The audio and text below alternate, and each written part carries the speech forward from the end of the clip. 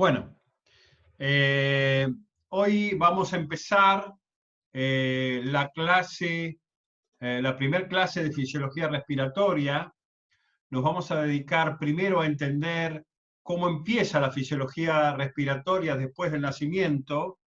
Lo segundo que nos vamos a dedicar es a estudiar algunos elementos biofísicos propios del aire, de física del aire. Luego vamos a analizar la atmósfera y luego nos vamos a meter directamente en el alvéolo para entender la concentración de aire alveolar y cuáles son los parámetros de permeabilidad alveolo-capilar. Esta es la clase de esta semana. ¿Pudieron escanearla? ¿Sí? ¿Me Sí. escuchan? Sí. Bárbaro. Este es el práctico de esta semana.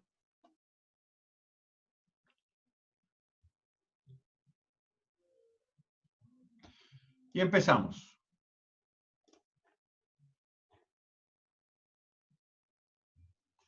Levanten el volumen de sus computadoras. Ya han pasado 40 semanas desde que...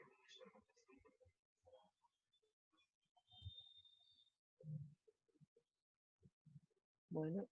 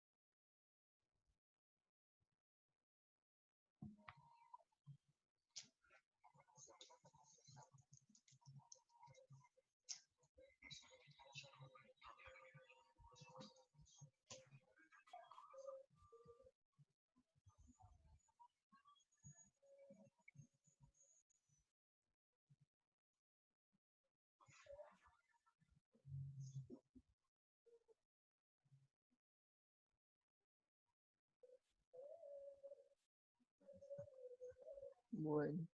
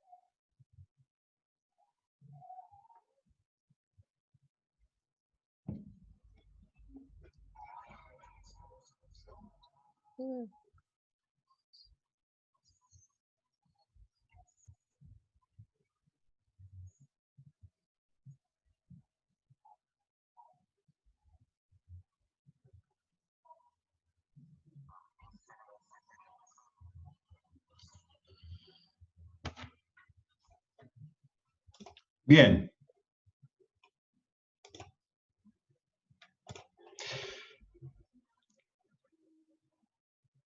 Profe, Sí. yo no escuché nada de vídeo. ¿Hay cómo enviar después el link para poder bajarlo? Pero, ¿nadie escuchó nada del video?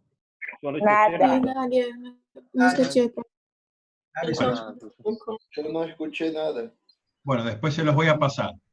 Dale, Básicamente, la idea del video, que normalmente sí lo escuchan, no entiendo por qué no los escucharon, es hacerles entender, esta es una resonancia magnética nuclear de un niño en el útero, placenta, cordón umbilical, hacerles entender que la fisiología respiratoria durante la vida fetal está completamente inhibida. Y está completamente inhibida porque el cordón umbilical, en realidad a través de la placenta, cruzando el hígado, incorpora sangre oxigenada a la vena cava. Sangre oxigenada que pasa de la aurícula derecha a la aurícula izquierda gracias a una abertura que se llama foramen oval, y de la aurícula izquierda al ventrículo izquierdo yendo hacia la aorta. Algo de la sangre que puede ingresar al ventrículo derecho entra al tracto de salida del ventrículo derecho, ingresa a la arteria pulmonar, pero se encuentra con una circulación pulmonar de muy alta resistencia. Le cuesta mucho entrar a la circulación pulmonar. Y le cuesta entrar a la circulación pulmonar porque los alvéolos están cargados de agua. Al estar cargados de agua, los capilares perialveolares están comprimidos y literalmente eso actúa como un tapón para la circulación, evitando que la circulación pulmonar se produzca. Cuando se produce el nacimiento, lo que se hace es evacuar completamente los líquidos del alvéolo y reemplazarlos por aire. Entonces, este alvéolo que lleno de agua comprimía los vasos capilares pulmonares, ya no está lleno de agua, tiene aire, permite la circulación por los vasos capilares pulmonares, y entonces ahora la sangre llega a la aurícula derecha, pasa al ventrículo derecho, ingresa a la arteria pulmonar, se oxigena en los pulmones, pasa por las venas pulmonares a la aurícula izquierda, de ahí al ventrículo izquierdo y al sistema. El septum, el foramen oval permeable entre las aurículas termina fibrosándose, así como se fibrosa también el conducto arterioso que hay entre arteria pulmonar, ¿sí?, y aorta.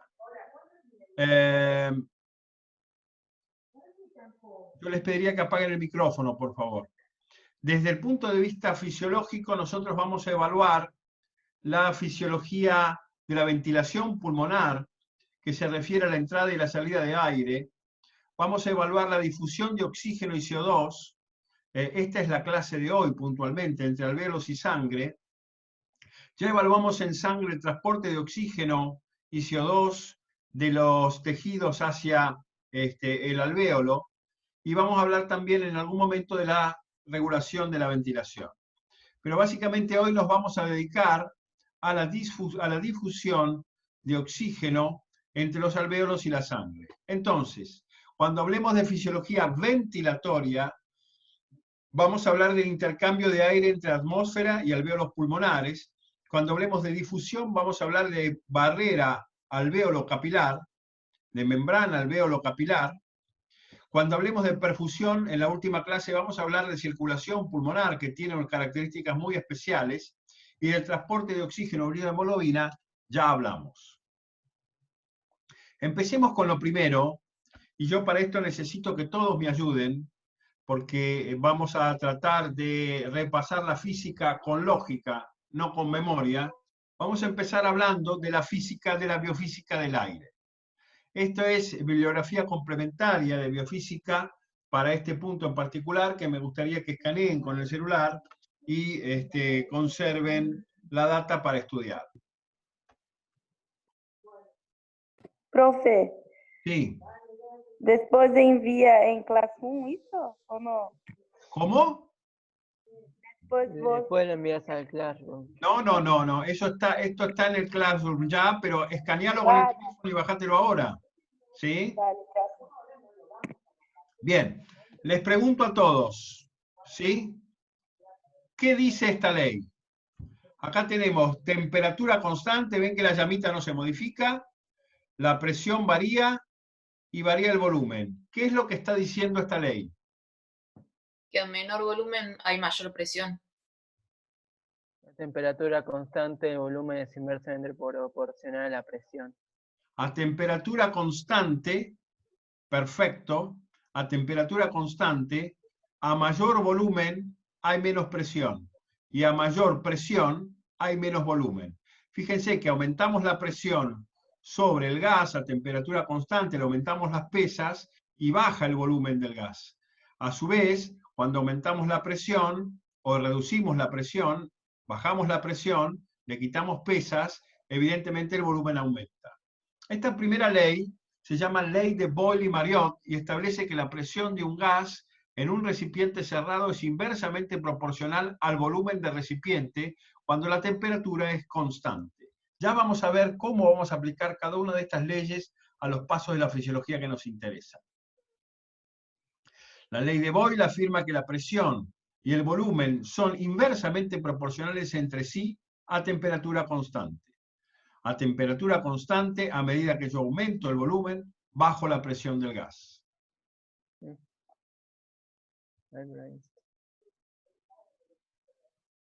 ¿Por qué vuela este globo? ¿Cuál es el motivo por el cual ese globo vuela? Veamos. Vamos un poco a la historia. ¿Sí? Esto es Versalles. Y aquí los hermanos Etienne y Joseph Montgolfier, en el año 1783, lograron volar aproximadamente a una altura de 100 metros durante París por 25 minutos. Estos fueron los primeros hombres en volar en la historia de la humanidad.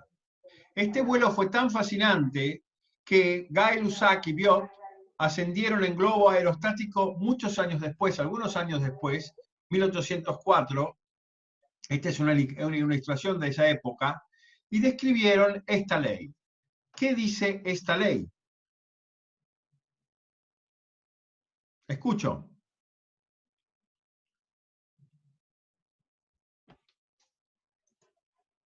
¿Hola? ¿Estoy solo? Dice que a presión constante la temperatura es directamente proporcional al volumen. ¿En qué quiere decir esto? Ana Luisa, ¿qué te parece que quiere decir?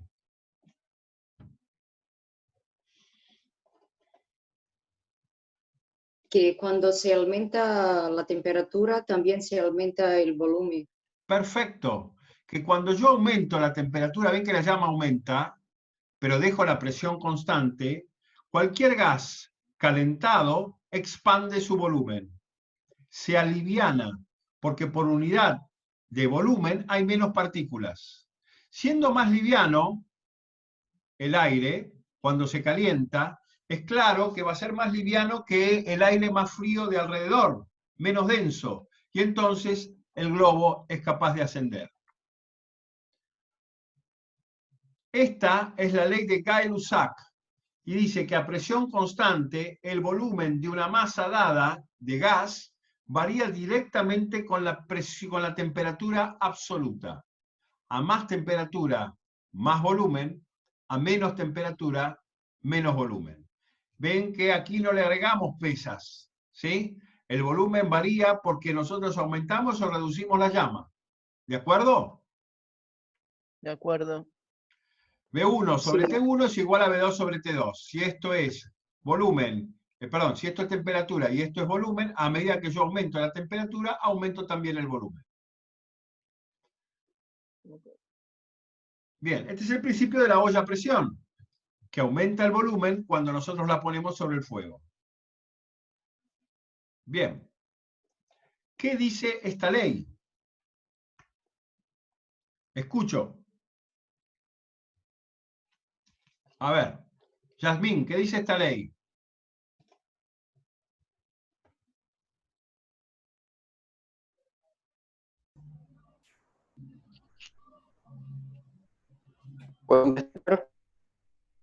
Sí, quien quiera. ¿Qué les parece que dice esta ley?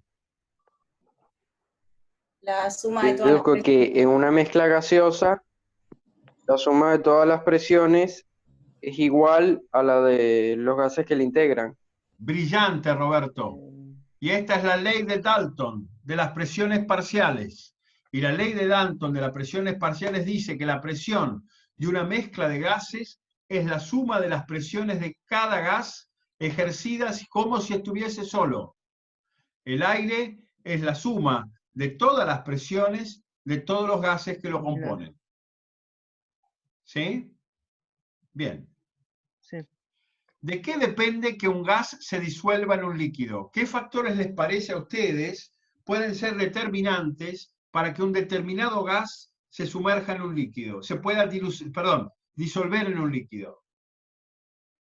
¿Qué factores pueden hacer más fácil o más difícil que un gas se disuelva en un líquido?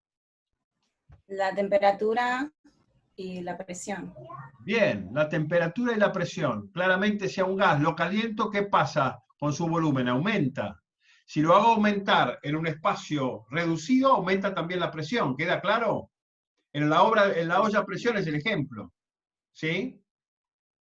Y la otra cuestión que vos dijiste, la temperatura y la presión. La ley de Henry dice que el fenómeno que ocurre al estar un gas en contacto con una fase líquida a determinada presión, ciertas moléculas de gas se disuelven en el líquido hasta igualar presiones. ¿Esto qué quiere decir? Que si yo tengo una situación de sangre insaturada, en la cual tengo más moléculas de oxígeno en el aire que en la sangre, voy a tener un flujo de transporte de moléculas de oxígeno hacia la sangre. Esto sucede cuando la sangre no está saturada.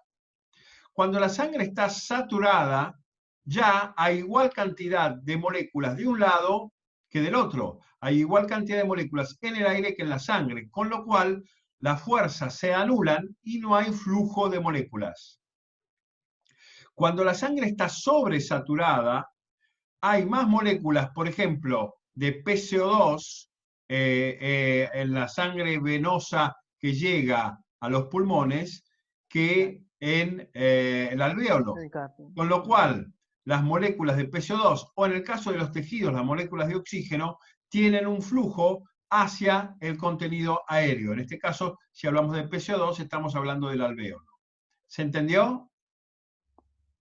Sí. La ley de Henry enuncia que a una temperatura constante la cantidad de gas disuelta en un líquido es directamente proporcional a la presión parcial que ejerce ese gas sobre el líquido. ¿De acuerdo? De acuerdo. Bien. Si ustedes pudieran contar las partículas, ¿sí?, aquí y aquí, verían que el gas tiende a ocupar todo el espacio posible. Y aquí entra una ley que se llama ley de Avogadro. Avogadro, que dice que volúmenes iguales de distintas sustancias gaseosas medidas en las mismas condiciones de presión y temperatura, contienen el mismo número de partículas. ¿Qué significa esto? Que 10 centímetros cúbicos de helio, en iguales condiciones de presión y temperatura, contienen el mismo número de partículas de helio que 10 centímetros cúbicos de oxígeno, que 10 centímetros cúbicos de nitrógeno.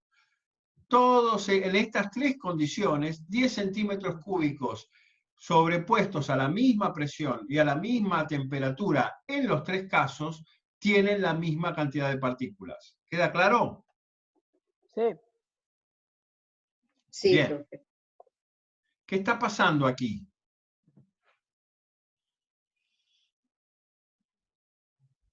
¿Qué pasa? Hay una dispersión de algo. Hay una dispersión de partículas, pongamos que son partículas, ¿no? Sí. ¿A qué tienden estas partículas? A separarse. A separarse la una de la otra y al distribuirse lo más lejos posible la una de la otra de manera homogénea en un determinado espacio, ¿verdad? Sí. Fíjense, si yo aumento el espacio, esta es una partícula sola, pero este es un número de partículas, más de una. Si yo aumento el espacio, las partículas van a tratar de ocuparlo hasta llegar a una densidad homogénea, inclusive incorporando el espacio nuevo en forma total. ¿Queda claro? Sí. Es lo mismo que sucede cuando yo incluyo gotas de colorante en agua limpia, que finalmente van a terminar coloreando el agua de manera homogénea, porque las partículas de colorante se separan entre sí de manera persistente. A esto se lo denomina leyes de Fick o ley de Fick. La fuerza con la cual estas partículas se separan entre sí va a depender fundamentalmente de la concentración de partículas. Dos partículas no se van a separar a la misma velocidad que 200 partículas, ¿sí? En este sentido, la ley de Fick dice que el flujo va de una región de alta concentración a las regiones de baja concentración con una fuerza, con una magnitud que es proporcional al gradiente de la concentración. ¿Se entiende? ¿Hola? Sí. Bien. Sí. Sí. Si yo tengo muchas partículas de este lado e interpongo una membrana, voy a obtener un número de partículas de este lado que dependa de la concentración de partículas de este lado y de la permeabilidad de esta membrana. Esto es exactamente lo que pasa en el alvéolo. Muchas partículas de un lado pasan al otro lado siempre y cuando la membrana, el área unitaria, los deje pasar. La cantidad de partículas que pasaron al otro lado se lo llama flujo neto. Flujo neto. ¿Sí? Y no hablo de flujo filio ni flujo pi, es flujo neto. ¿Sí? 1662 Boyle, 1787 Charles, 1809 Gay-Lussac, 1811 Avogadro, todos ellos básicamente generaron un conjunto de leyes que son absolutamente compatibles. Y básicamente estas leyes compatibles las podemos evaluar entendiendo que, como resumen, las leyes de la física de los gases que nos importan desde el punto de vista fisiológico son 4. La ley de Boyle: la presión de un gas aumenta si se calienta, aumenta si se comprime y se reduce si se humedece. Ley de Dalton: la presión de un gas es igual a la suma de las presiones parciales de los componentes. Ley de Henry: los componentes de los gases difunden a través de la membrana a un medio a otro en función de su presión. Ley de Fick: la difusión de un gas depende directamente, proporcionalmente en forma directa, al gradiente de presión del gas, al coeficiente de difusión del gas, porque claro, cada molécula con su característica química tendrá una capacidad diferente para difundir, y a la superficie de intercambio. A mayor superficie de intercambio, más rápidamente difunde. Y la difusión, según la ley de Fick, de un gas es inversamente proporcional al grosor de la membrana que tiene que atravesar. Inversamente proporcional al grosor de la membrana que tiene que atravesar. ¿Preguntas? No. Bien. 5 minutos para WhatsApp, porque sé que agoté los ATP de vuestra corteza y seguimos. ¿De acuerdo? De acuerdo.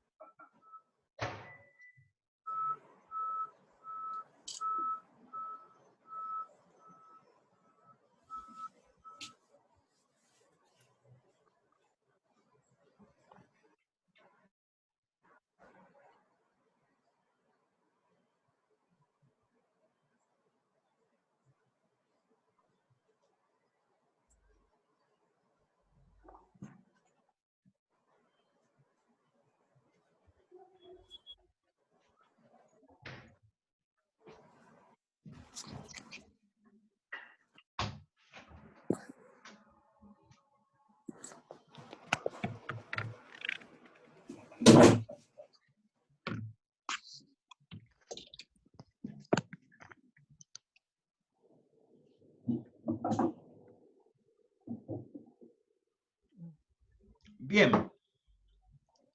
Avancemos.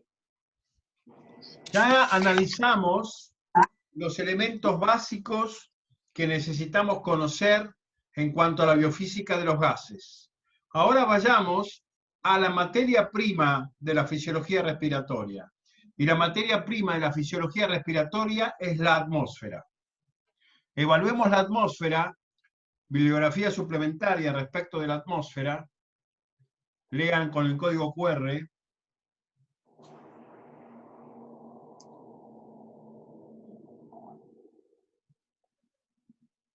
Tengamos presente que la atmósfera la podemos dividir. Profe, Sí. ¿podés volver el código, por favor? Gracias. Ay, para. ¿Listo? Ay, Tengamos no. presente que la troposfera es entre 0 y 10 kilómetros, básicamente es donde ocurre el clima. La estratosfera es entre 10 y 50, donde vuelan los aviones. El escudo de ozono se encuentra en la mesosfera entre 50 y 80 kilómetros. La termosfera está entre los 80 y los 500 kilómetros, que es donde vuelan los satélites. No vuelan, en realidad orbitan. La realidad es que la composición de la atmósfera terrestre tiene un 78% de nitrógeno, un 21% de oxígeno y un 1% de argón. El resto son gases menores que conforman una cantidad no significativa en su proporción. Entonces, si nosotros aplacamos la ley de Dalton, vemos que la presión atmosférica no es otra cosa que la suma de las presiones parciales de los diferentes gases, de los cuales vamos a analizar los que nos interesan para la fisiología. Tengamos presente que de esta suma total de 760 milímetros de mercurio de presión atmosférica, el 21% es oxígeno y solamente el 1% es dióxido de carbono. Aquí surge el primer concepto que yo necesito que ustedes fijen, que es el concepto de fracción inspirada de oxígeno, FiO2. La fracción inspirada de oxígeno es el porcentaje de oxígeno que el individuo inspira. El porcentaje de oxígeno que normalmente inspiramos en aire atmosférico es del 21%.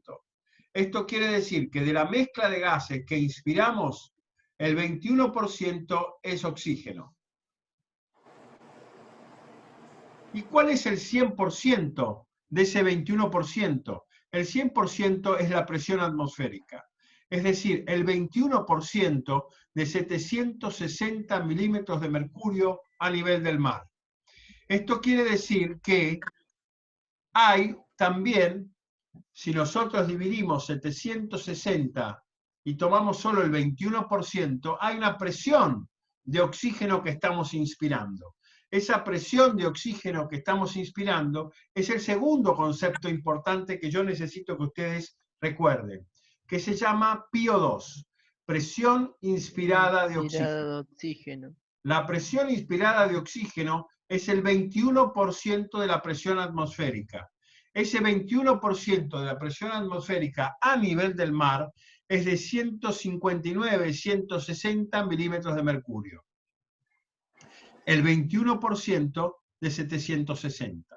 El 100% es la presión atmosférica. De esto resulta que la presión inspirada de oxígeno sea 159 milímetros de mercurio, el 21% de 760. Si aplicamos la ley de Dalton, entendemos que entonces el oxígeno que está aquí resulta de tomar solo el 21% de 760. Si el 100% es la presión atmosférica, 760 es solo cierto a nivel del mar. Esta presión varía según la altura sobre el cero. Así como ustedes disuelven azúcar en un café y lo dejan y el azúcar termina precipitando, es decir, la presión, la densidad de azúcar es más fuerte en el fondo de la taza que arriba. Lo mismo ocurre con las moléculas de aire, que tienen un peso propio, que van cayendo sobre la superficie terrestre, haciendo que la presión del aire sea mucho mayor sobre la superficie y mucho menor a medida que nosotros ascendemos. De tal forma que, a nivel del mar, efectivamente 760 milímetros de mercurio, a la mitad de la ascensión del monte más alto del mundo, que es el monte Everest, que está en Nepal, es de 500 milímetros de mercurio. Cuando llegamos a la cima del Everest, al cual llegó Sir Edmund Hillary, un neozelandés, por primera vez en la historia, es 8.848 metros. Ya de 760 pasamos a 300 milímetros de mercurio, y por donde vuelan los aviones es solo 150 milímetros de mercurio. Pero la idea es que siempre el 21% de 760, de 500, de 300 o de 150 es oxígeno. Esto quiere decir que la PO2, la presión, no la fracción, sino la presión inspirada de oxígeno, se va fuertemente reduciendo a medida que nosotros ascendemos, ¿sí?, de altura. ¿Qué pasa en un avión? Ustedes saben que en un avión siempre hay mascarillas de oxígeno. Y hay mascarillas de oxígeno porque pequeñas descompresiones pueden hacer caer la muy baja PO2 que tenemos a bordo de un avión. Cuando nosotros estamos en tierra, dentro del avión, tenemos 760 milímetros de mercurio de presión atmosférica a nivel del mar. Esto más o menos son 14.7 libras por pulgada cuadrada. Cuando estamos a 10.600 metros volando en un avión, dentro de la cabina, la presión atmosférica es la mitad que en tierra. Con lo cual, la presión inspirada de oxígeno dentro de un avión es la mitad de 160, aproximadamente 80 milímetros de mercurio. Si nosotros saliésemos del avión a 10.600 metros, la presión atmosférica básicamente cae a un 25% de la que hay en el aeropuerto, con lo cual la PO2 sería prácticamente imposible de respirar. Este fenómeno de fuerte caída de la presión atmosférica en un avión es el causal de que cuando hacemos vuelos amplios, vuelos de larga data, vuelos de larga cantidad horaria, se nos hinchen, por ejemplo, los pies. Profe. Sí. Si una mujer está embarazada y al principio del embarazo, no sé, se toma un vuelo, ¿puede ser que pase algo malo por la presión? No. La verdad que muchísimas mujeres vuelan sin saber que están embarazadas y llegan a término sin ninguna dificultad. Claramente, si hay un accidente en la presurización de la cabina, puede haber una consecuencia, pero fundamentalmente para la mujer. Bueno, gracias. El 100% de la presión atmosférica cambia, de tal forma que, si el 100% es la presión atmosférica va a cambiar según donde estamos. En la altura del centro de La Paz, Bolivia, por ejemplo, en la Plaza Murillo de La Paz, ¿sí? Nosotros tenemos que estamos a una altura de 3.600 metros sobre el nivel del mar, y la presión atmosférica de 760 milímetros de mercurio en Buenos Aires cae a 495 milímetros cúbicos en La Paz. Profe, La fracción inspirada de oxígeno es exactamente la misma, pero claro que la PO2, la presión inspirada de oxígeno en La Paz, va a ser muchísimo menor, un poco más de la mitad, que la que nosotros respiramos en Buenos Aires. ¿Hay alguna pregunta? No, quería comentarle que yo soy de La Paz. Sí, señora. Muy bien, bienvenida. Sabés que hace unos años, en 2015, a mí me tocó dar en el hospital japonés de La Paz, porque hay un hospital japonés, ¿verdad? No me acuerdo el nombre. Conferencia sobre hipertensión pulmonar. Y la verdad que no era fácil para mí hablar en público. Yo me muevo mucho, hago mucho despliegue físico cuando hablo. No era fácil para mí llevar adelante la conferencia. La verdad que lo sentí. Esto también hace, muchachos, que esta PO2, esta presión inspirada de oxígeno más baja en La Paz que en Buenos Aires, por ejemplo, genere cierto grado de hipoxia o de reducción en el transporte de oxígeno. ¿Se acuerdan la fórmula de DO2? La saturación de oxígeno cae y esto estimula la producción de eritropoyetina en los paseños, con lo cual el hematocrito promedio de un habitante de La Paz, que está siempre ahí, tiene entre 4 y 6 puntos más que un habitante en Buenos Aires. ¿Es así? ¿Mi paseña que anda por ahí lo escuchó? Sí, es así. Bien. El 100% de la presión atmosférica, dijimos. Si el 100% es la presión atmosférica, resulta que la presión inspirada de oxígeno en Buenos Aires es de 104 milímetros de mercurio. Ya esto lo vamos a ver por qué es así. Y lo que llega al alvéolo es solo el 13%. Entonces, en Guayaquil, en Buenos Aires, en Río de Janeiro, a nivel del mar, 0 metros, 760 milímetros de mercurio. En Bogotá, 2.600 metros, 560 milímetros de mercurio. En Quito, 2.800 metros, 546. En La Paz, 3.500 metros, 500 milímetros de mercurio. Y en el Monte Everest, 250 milímetros de mercurio de presión atmosférica. Esta situación a nivel del mar hace que haya un contraste grande, y esto hay que saberlo, entre cómo se compone el aire atmosférico y cómo se compone el aire alveolar. En la atmósfera, como dijimos, el 78.6% del aire es nitrógeno. Esta concentración cae a 74.9% en el alvéolo. En la atmósfera, el agua es de 0.05%. Es decir, cuando nosotros decimos, nos dice el pronóstico del tiempo, 100% de humedad, 100% de humedad implica que todo este 0.05% está presente. 100% es 0.05% de valor relativo. En el alvéolo hay una sobresaturación de vapor de agua, llegando a un contenido de 6.2% de vapor de agua en el aire alveolar. A su vez, el dióxido de carbono en la atmósfera es de 0.04%, llegando a 5.3% en el aire alveolar. Y esto básicamente es porque yo le estoy aportando CO2 desde la sangre al alvéolo, enriqueciéndola y cargándola de CO2. Por otro lado, la fracción inspirada de oxígeno, la FiO2, dijimos que era el 21% en la atmósfera, pero en el alvéolo, al aire alveolar yo le robo oxígeno. al robarle oxígeno, el porcentaje de oxígeno en el aire alveolar cae al 13.9%. Esta fórmula de aire atmosférico y de aire alveolar, ustedes deben recordarla. ¿De acuerdo? De acuerdo. Bien. Ocupémonos un poco específicamente del oxígeno. Y en este sentido, nosotros ya estudiamos, y este es un cuadro que resumen que ya les di en clases anteriores, los detalles del transporte de oxígeno.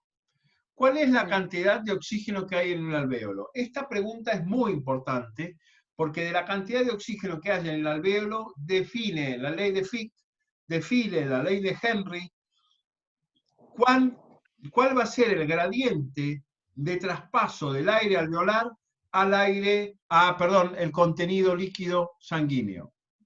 Entonces, si aplicamos la ley de Dalton, si aplicamos la ley de Boyle y Marriott, por la cual el aire progresivamente se calienta a medida que ingresa por la vía aérea, se enriquece de vapor aqueo, y si aplicamos esta ley entonces de Boyle y Marriott, entendemos que el aire llega al alvéolo con una temperatura de 36.8 grados, expandiendo su volumen y básicamente haciendo que las partículas choquen más fuertemente contra la superficie acuosa que es la primera barrera, la primer componente de la barrera alvéolo capilar. Si a esto le sumamos la ley de Henry, entendemos que la presión, la PO2, la presión inspirada de oxígeno en el aire atmosférico es de 160, pero la concentración, la presión de oxígeno en el aire alveolar cae a 104, siendo 700 en reposo respiratorio, después vamos a ver que esto varía, siendo la presión atmosférica de 760 milímetros de mercurio en el alvéolo en reposo y de 760 milímetros de mercurio en la atmósfera. Entonces, composición del aire alveolar. El aire alveolar tiene CO2, oxígeno y agua. Fundamentalmente, esto es lo que nos interesa. Sigue siendo el nitrógeno el componente mayoritario del aire alveolar. Sus niveles de CO2 y de oxígeno dependen de la presión de CO2 y de oxígeno de la atmósfera. Por ley de Dalton, si yo subo a La Paz, no voy a tener la misma presión que en Buenos Aires. Aumenta a nivel del mar y aumenta con la presión atmosférica y a esto genera mayor presión parcial. En una montaña se reduce la presión atmosférica, reduce la presión parcial. El segundo elemento es la capacidad que yo voy a tener para renovar el aire. Si yo tengo problemas en la bomba respiratoria, ventilatorios, en la renovación de aire, evidentemente esto va a incidir fuertemente sobre la composición del aire alveolar. El tercer elemento es la saturación de vapor de agua. Cuando el aire se va calentando por la ley de Boyle, ¿sí?, en el ingreso al ingreso del sistema, aumenta de volumen. Al aumentar de volumen, también da espacio a la entrada de vapor de agua. Al entrar el aire en las vías respiratorias, se evapora agua y las vías se humedecen fuertemente. El cuarto elemento que condiciona la presencia puntualmente del oxígeno es que el oxígeno se consume, que yo al oxígeno lo voy a extraer del aire alveolar, con lo cual cada vez va a ser menos. Y el cuarto es la producción de CO2 del organismo, que claramente determina la gran concentración de CO2 que hay en el aire alveolar respecto a la atmosférica. Bien. ¿Preguntas hasta acá? No. No. Buenísimo. Vamos a algo que es una pregunta de examen, que es la ecuación del aire alveolar. La ecuación del aire alveolar, cuyo símbolo es PA mayúscula O2, nuevo concepto, presión alveolar de oxígeno, pre A mayúscula O2, básicamente va a depender de la presión inspirada de oxígeno que ya definimos, menos la presión alveolar de CO2. Esta es la fórmula que ustedes deben entender. Pero vamos a ¿cuáles son los determinantes de PO2? Los determinantes, perdón, de PO2, ya dijimos que... ¿Cómo? ¿Cómo? ¿Preguntas? No. Lo que determina la presión inspirada de oxígeno básicamente va a ser la FiO2. Evidentemente, si yo a un paciente le pongo una máscara al 50%, en vez de respirar 21% de aire común, voy a tener una PiO2 diferente. Y va a ser determinada por, como dijimos, por la presión barométrica. No va a ser la misma la PiO2 en Buenos Aires que en La Paz. Y va a ser determinada también por la concentración de vapor de agua. Todo esto, FiO2 por presión barométrica menos vapor de agua, es la fórmula de la presión inspirada de oxígeno. A todo esto hay que restarle el espacio que en el alvéolo ocupa la presión alveolar de CO2. La presión alveolar de CO2 va a depender mucho de cuánto CO2 yo vuelque desde la sangre hacia el aire alveolar. Y la cantidad de CO2 que yo vuelque desde la sangre al aire alveolar va a depender de cuánto CO2 yo esté produciendo. Y cuánto CO2 yo esté produciendo va a depender de algo que se llama cociente respiratorio. El cociente respiratorio es el volumen de CO2 producido sobre volumen de oxígeno consumido. Normalmente es de 1. Pero si yo modifico una dieta, por ejemplo, si yo consumo una dieta muy rica en hidratos de carbono, la producción de CO2 va a aumentar.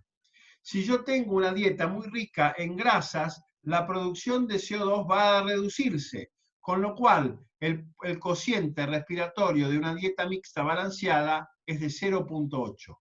Es decir, la presión alveolar de oxígeno de CO2 va a depender de cuánto CO2 yo mande al aire alveolar. Cuánto CO2 mando al aire alveolar va a depender de cuánto CO2 produzco. Y la producción de CO2 va a depender desde el cociente respiratorio. En síntesis, la fórmula de presión alveolar de oxígeno es PiO2 menos presión alveolar de CO2 sobre cociente respiratorio.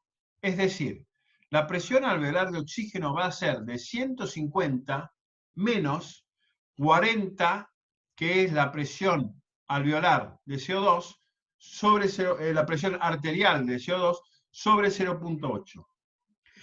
La presión alveolar de oxígeno es 150 menos 50. La presión alveolar de oxígeno es de aproximadamente 100 milímetros de mercurio. ¿Se entendió? Sí. Sí. Sí. Bien. Sí. Dijimos que la ley de Fick es el flujo, va a depender de, va desde una región de alta concentración a regiones de baja concentración, con una magnitud que es proporcional al gradiente de la concentración. Claramente, esta situación de fuga de oxígeno del alvéolo a la sangre y de fuga de CO2 de la sangre al alvéolo va a depender de esta presión alveolar de oxígeno que acabamos de definir. Así es como, cuando llega el capilar con sangre venosa al alvéolo, llega con una presión parcial de CO2 de 45 milímetros de mercurio. La presión alveolar de CO2 es de 40, con lo cual, por ley de Fick y ley de Henry, hay un gradiente de CO2 desde la sangre venosa hacia el aire alveolar. Al revés, la concentración de oxígeno o la presión alveolar de oxígeno ya la definimos como de 104 milímetros de mercurio, mientras que la presión venosa de oxígeno es de 40 milímetros de mercurio, con lo cual hay un gradiente que lleva oxígeno del aire alveolar a la sangre. La sangre sale del alvéolo con una presión de CO2 de 40 milímetros de mercurio y con una presión de oxígeno de 104 milímetros de mercurio. En condiciones normales, el gradiente de presión para la difusión de oxígeno en un sujeto respirando aire y a nivel del mar es de unos 65 milímetros de mercurio, porque a nivel alveolar, la presión alveolar de oxígeno es de 105 y la presión arterial de oxígeno es de 40.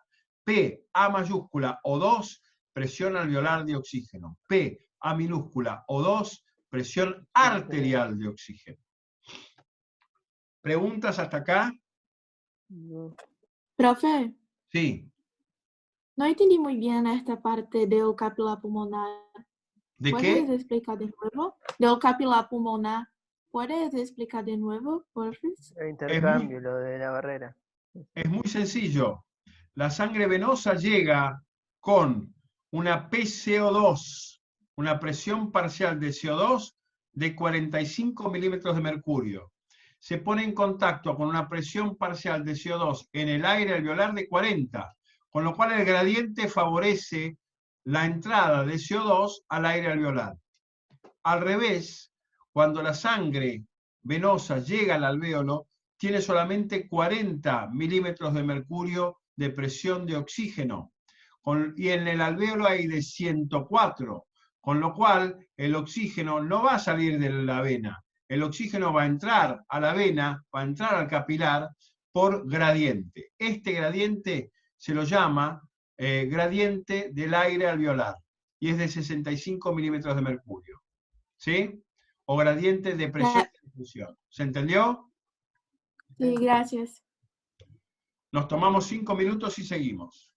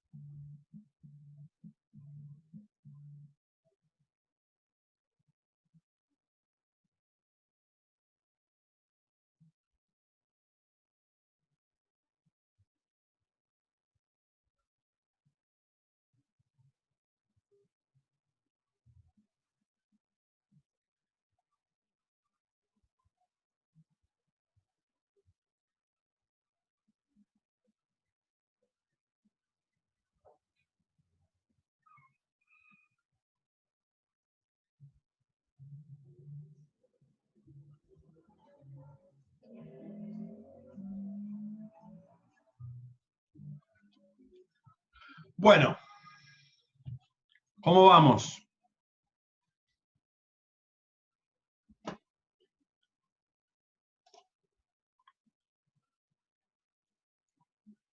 Bien. Bueno, ahí veo que más de uno desapareció y dije 20 minutos, estoy cortando demasiado el tiempo. Así que nos tomamos 2 minutos más. ¿Preguntas? Ninguna. Sí, sí, profe. Escucho. Donde usted decía, yo entendí lo del tema del gradiente de la concentración de las presiones. Si yo tengo una mayor presión de dióxido de carbono, por ejemplo, en un lugar cerrado, Eso quiere decir que el dióxido de carbono que tengo en el cuerpo no va a salir.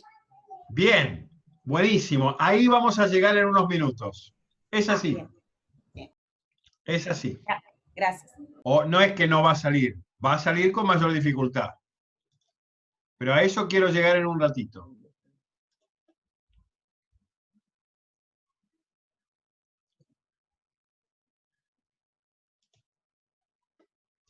Bueno.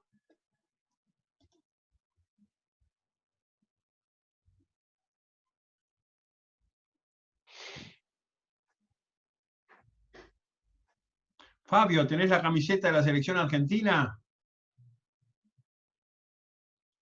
¿Qué es eso? La academia. Ah, ¿sos de Racing? Sí, acá sí. Hay cosas Me peores. Hay cosas peores. Acá me gusta Racing. Me gusta ir a la cancha y hinchar. Entonces, Está muy bien. Ahora, es más- ahora es más- la vida no tiene sentido sin fútbol, ¿viste? para mí sí. Es terrible. Bueno, sigamos, avancemos. Entonces ya analizamos qué pasa, cómo comienza la fisiología respiratoria, analizamos las leyes básicas de la física del aire, analizamos cómo se comporta la atmósfera y analizamos qué es lo que pasa en esa pequeña atmósfera que hay dentro del alvéolo. Vamos a ver cómo se comporta la barrera alvéolo capilar. Esto es esencial para entender todo lo demás. Bibliografía complementaria.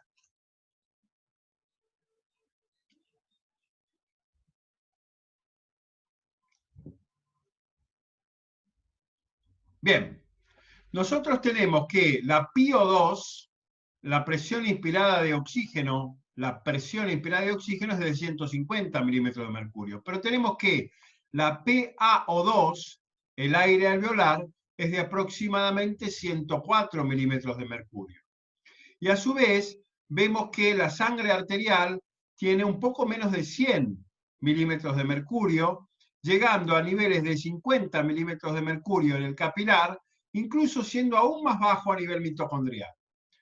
Básicamente, si recordamos la ley de Henry, que dice que una fase líquida, una fase gaseosa, cuando está en contacto con una fase líquida a determinada presión, alguna de estas moléculas de gas se disuelven en el líquido hasta igualar las presiones.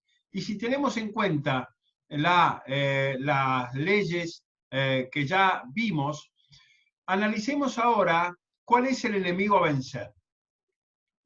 Y el enemigo a vencer se llama barrera alvéolo capilar.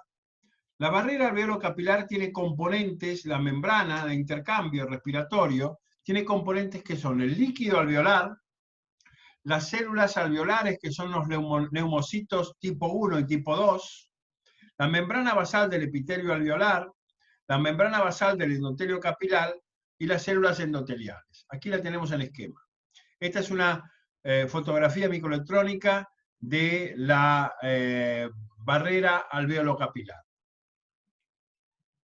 El espesor de la membrana respiratoria de la barrera alvéolo capilar es en promedio de 0.63 micrones y llega en algunos lugares a ser de tan solo 0.2 micrones.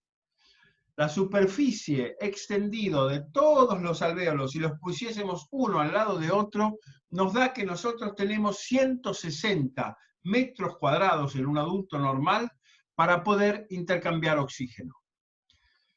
La difusión de los gases a través de la barrera alvéolo capilar básicamente depende de que el gas pasa de un punto de mayor presión hacia un punto de menor presión hasta lograr un equilibrio en cada lado de la membrana, ley de Henry. De existir una fuente de energía, debe existir una fuente de energía que proporciona movimiento cinético a las partículas para que impacten sobre la superficie del agua y penetren. Este movimiento continuo hace que las moléculas impacten una contra otra ejerciendo una determinada presión según el volumen o recipiente en el que estén contenidas. La ley de Boyle, porque ese gas se calienta.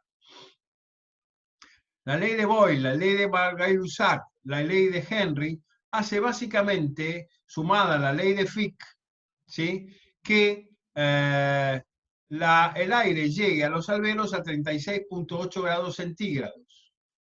La difusión del aire va a depender, primero, de la solubilidad de cada sustancia a tener presente. No es lo mismo el nitrógeno, la solubilidad del oxígeno o la solubilidad del CO2. Y va a depender de la densidad de moléculas que haya del otro lado de la barrera. Si del otro lado de la barrera hay muchas moléculas, difunde poco. Si del otro lado de la barrera hay pocas moléculas, difunde mucho. Por eso la densidad es inversamente proporcional a la difusión. Y la difusión es directamente proporcional a la solubilidad. ¿Se entendió esto? Sí. Bien. La densidad del oxígeno es menor que la del CO2, 1.17 veces más. Pero la solubilidad del CO2 es muchísimo mayor que la del oxígeno. El CO2, en su molécula, tiene una llave, que es el carbono. El carbono abre las puertas de barrera biológica porque encuentran un amigo.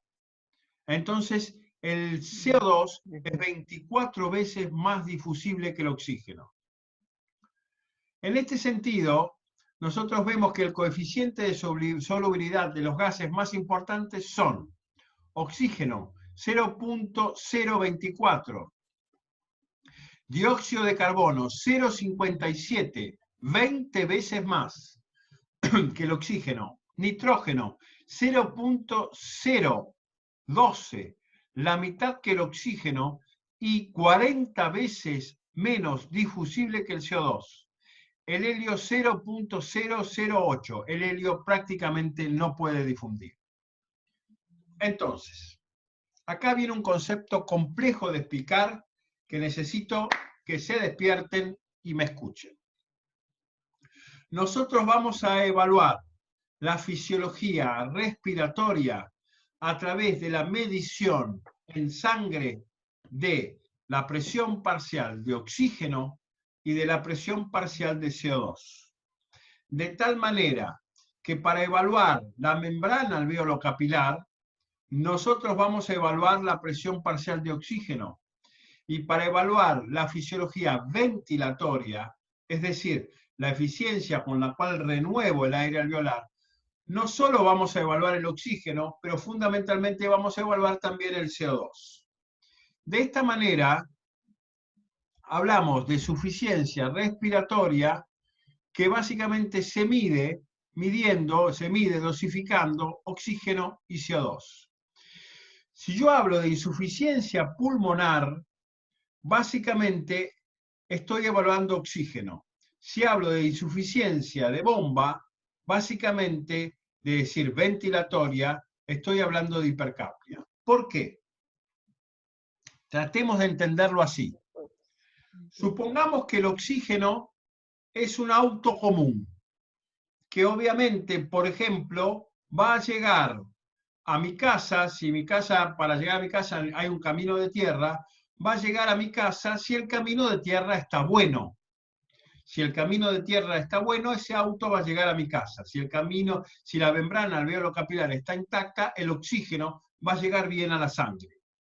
Supongamos que el CO2, en cambio, es una 4x4, capaz de pasar cualquier camino, incluso si ese camino de tierra después de la lluvia se convirtió en barro. ¿Sí?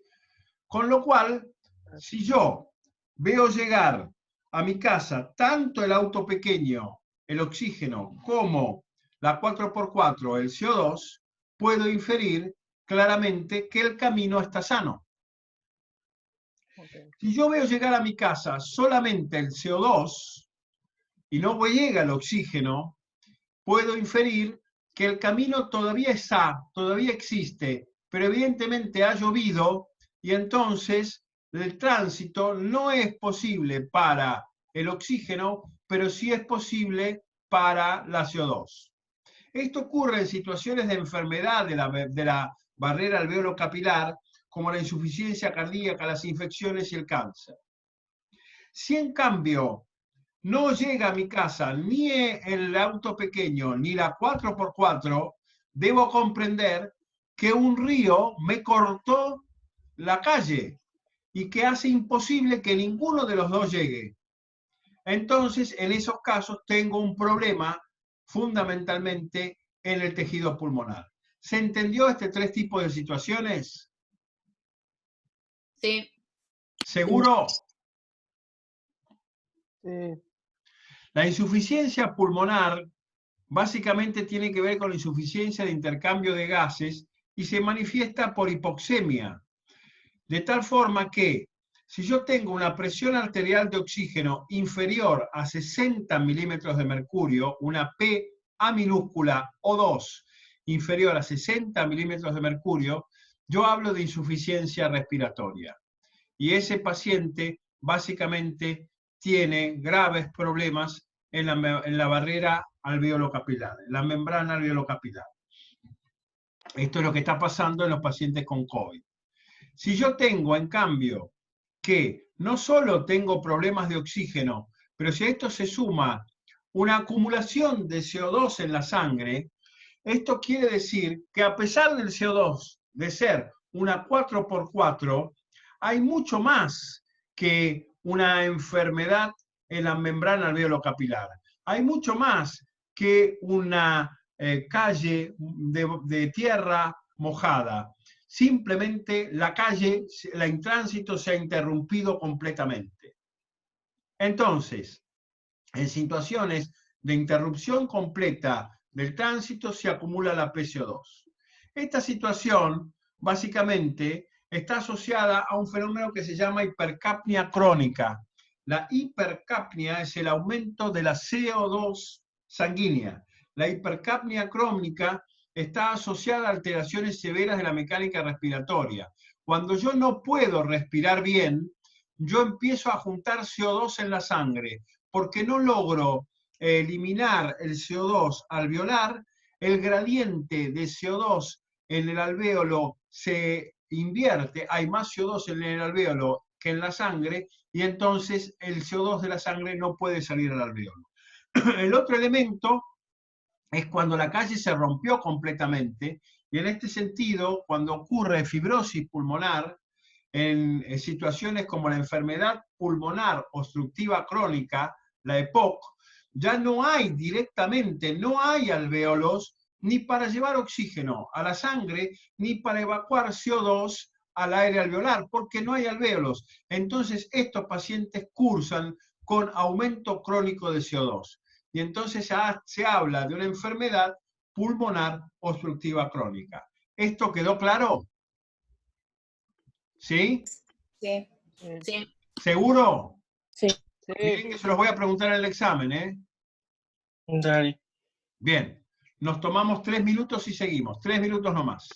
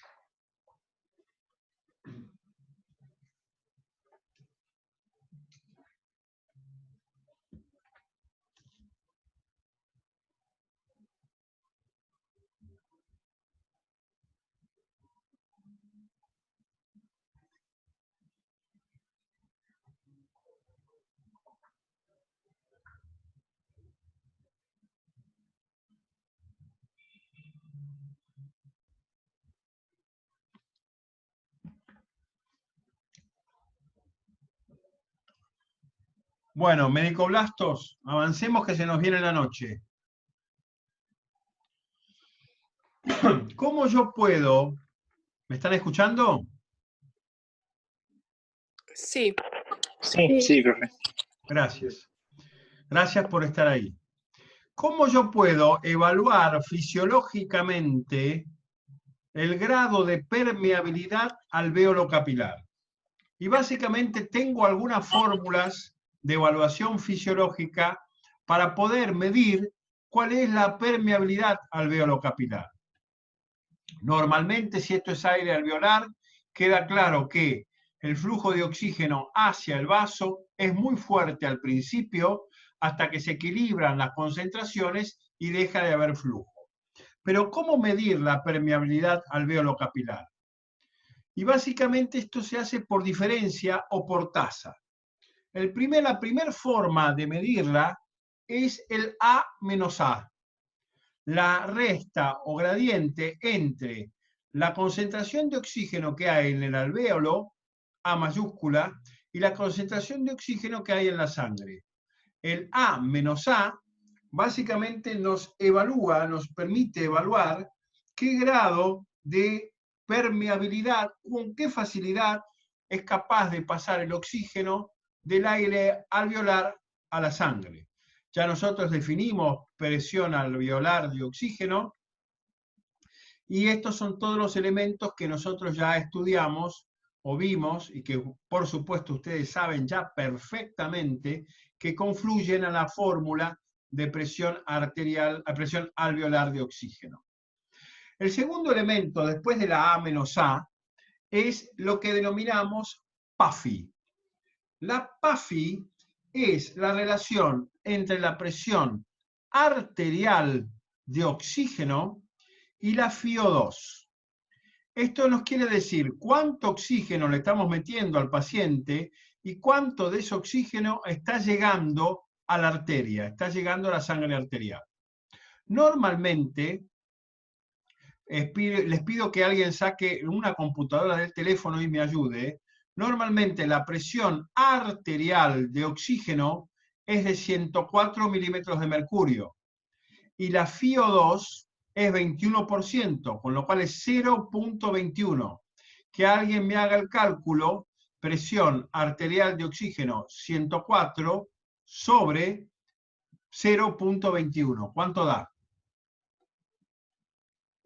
295.23. Bien, el PAFI normal es entre 400 y 500.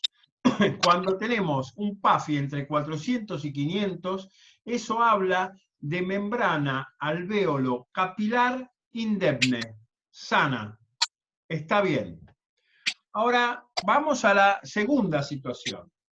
Supongamos que yo tengo un paciente que llega a la guardia con una presión arterial de oxígeno de 50 milímetros de mercurio, respirando aire. El aire tiene una FiO2 del 21%. Que alguien me haga 50 dividido 21. Dividido 0.38. 2.38. 238. Esto quiere decir que el PAFI, que la permeabilidad alvéolo capilar, es la mitad de lo que debería ser.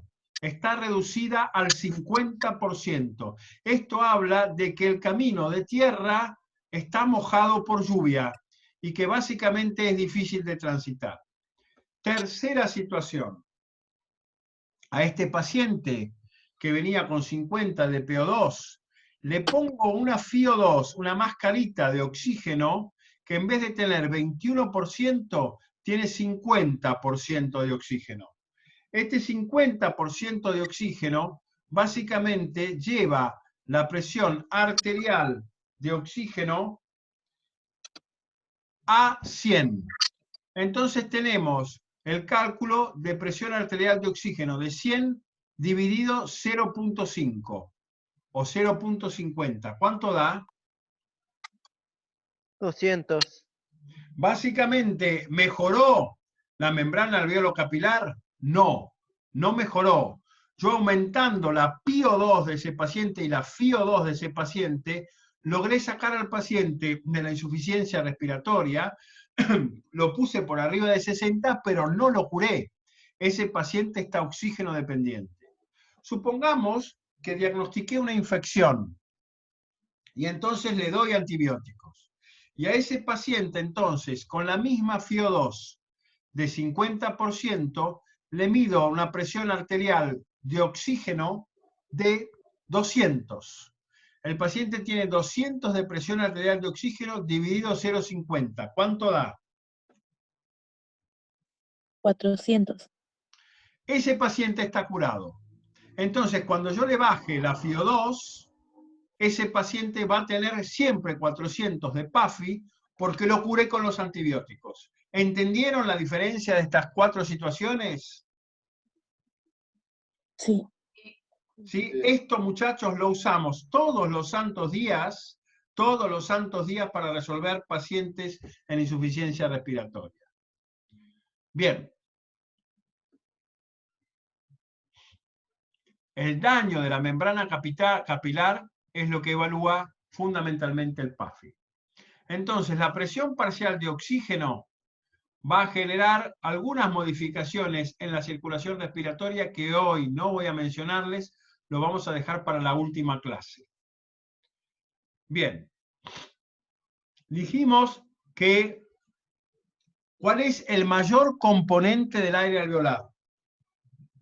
¿Cuál es el gas más abundante en el alvéolo y en la atmósfera? Nitrógeno. Nitrógeno. Seguro. ¿Y por qué? ¿Y qué pasó con el nitrógeno en la sangre? ¿Por qué no estamos hablando del nitrógeno? Porque no hay en la sangre. ¿Por qué no hay nitrógeno en la sangre? ¿Por qué siendo el 70 y casi el 80% de todo esto, no hablamos de nitrógeno en la sangre? Porque no difunde. Soluble en agua. Exactamente. Ahora, ¿ustedes creen que Dios, la naturaleza, la fisiología, la evolución, básicamente tiene 80% de una molécula que no sirve para nada? No. ¿Para qué sirve un gas que es el 78% del componente del aire? Como un surfactante, ¿no? No sé. Básicamente, lo que hace el nitrógeno, mientras unos salen y entran de casa, mientras el CO2 sale de un lado, el oxígeno entra del otro y pasan de un lado para el otro ambos, el único que se queda en casa manteniendo la estructura del alvéolo es el nitrógeno. La importancia del nitrógeno es estructural, mantiene el alvéolo inflado para que el resto de los gases puedan ir y venir por la membrana e intercambiarse sin problema. El nitrógeno es el que mantiene el alvéolo insuflado. El punto es que hay algunas ocasiones, sobre todo cuando se trata de bucear, que cuando un buzo baja al fondo del mar, se expone a presiones muchísimo más altas que la atmosférica. Es exactamente al revés de lo que pasa cuando subimos a La Paz. Aumenta hasta 2 o 3 o 4 atmósferas en función de la profundidad que éste lleva. Cuando el buzo asciende rápidamente, no, entonces, estando a esa presión atmosférica, el nitrógeno a altísima presión sí es capaz de pasar a la sangre y disolverse en el plasma sanguíneo. Para que todo vuelva a su lugar y el nitrógeno vuelva al aire alveolar, el buzo necesita descomprimirse lentamente para que el pasaje de nitrógeno que a alta presión se disolvió en la sangre pase despacito, sin violencia, divagar, pase al aire alveolar. Si esto no ocurre y el buzo asciende rápidamente, básicamente al buzo le va a ocurrir la generación por ley de Henry de una embolia, de la producción de émbolos, de burbujas de nitrógeno en la sangre, produciendo la muerte del buzo. O, en el mejor de los casos, dejando al buzo absolutamente en coma. El coma es muy parecida al sueño. Sueño en griego se dice narcos, de ahí viene el término narcótico, y a esta enfermedad del buzo se lo llama narcosis. Esta es la resonancia magnética nuclear, ¿sí?, de un buzo que ha sido víctima de una embolia múltiple de nitrógeno y que obviamente quedó en coma. ¿Qué les parece a ustedes? Entonces, les cambio completamente el panorama. Si yo ventilo por mucho tiempo a un paciente, si a un paciente le doy para respirar solamente oxígeno, ¿qué le va a pasar a sus alvéolos? Se van a inflar demasiado, se van a acumular de oxígeno. No, No. colapsan. Colapsan, porque ya no hay nadie que se quede dentro del alvéolo para sostener la estructura alveolar, porque el oxígeno es permeable y el nitrógeno no. Entonces, dado que el coeficiente del nitrógeno es mucho más bajo y difunde 80 veces menos que el CO2 y 20 veces menos, y la mitad, perdón, que el oxígeno, el nitrógeno no está, y entonces el tejido pulmonar sufre colapsos. Estos colapsos se los llama atelectasia.